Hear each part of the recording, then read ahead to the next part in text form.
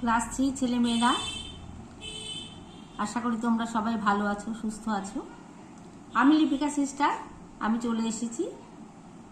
এখন তোমাদের ক্লাস 3 বাংলা ব্যাকরণ ক্লাস নেব।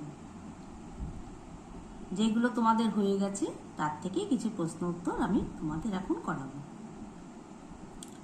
দেখো, প্রথমেই আছে সঠিক উত্তরের পাশে রাইট চিহ্ন ও ভুল উত্তরের পাশে কাটা চিহ্ন দাও।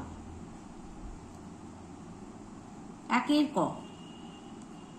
দেখো, ভাষার কাজ হলো মনের ভাব প্রকাশ করা। দেখো, একটা আমি লিখে দিয়েছি, এটা রাইট। ভাষার কাজ হলো মনের ভাব প্রকাশ করা, রাইট। তারপরটা দেখো, খ। উত্তরপ্রদেশের মানুষেরা তামিল ভাষায় কথা বলেন। এটা নিজেরা করবে, প্র্যাকটিস করবে বাড়িতে। তারপরে গ। প্রতিটি ভাষারই নিজস্ব ব্যাকরণ আছে। রাইট হলে পাশে রাইট চিহ্ন, ভুল হলে পাশে কাটা চিহ্ন দেবে। ঘ। পৃথিবীর সব দেশের লোক একই ভাষায় কথা বলেন। এটাও তাই। রাইট হলে পাশে রাইট চিহ্ন, ভুল হলে পাশে কাটা চিহ্ন। মায়ের মুখের ভাষাকে মাতৃভাষা বলে।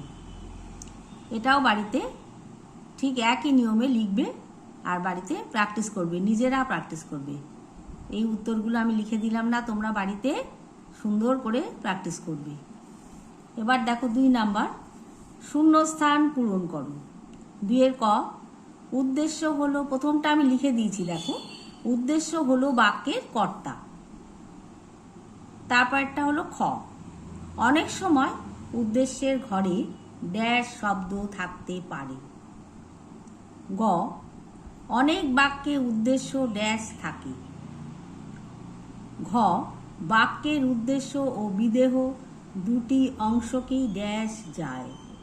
এই শূন্যস্থানগুলো তোমরা নিজেরা বাড়িতে বসে প্র্যাকটিস করবে, খাতায় সুন্দর করে লিখবে, ঠিক আছে? বাড়িতে কিন্তু পড়াশোনাটা ভালো করে করবে। এত গরমে একদম বাড়ি থেকে বেরোবে না, বাবা মার কথা শুনবে, বেশি করে জল খাবে, খুব ভালো হয়ে থাকবে আর বাড়িতে পড়াশোনাটা ভালো করে করবে।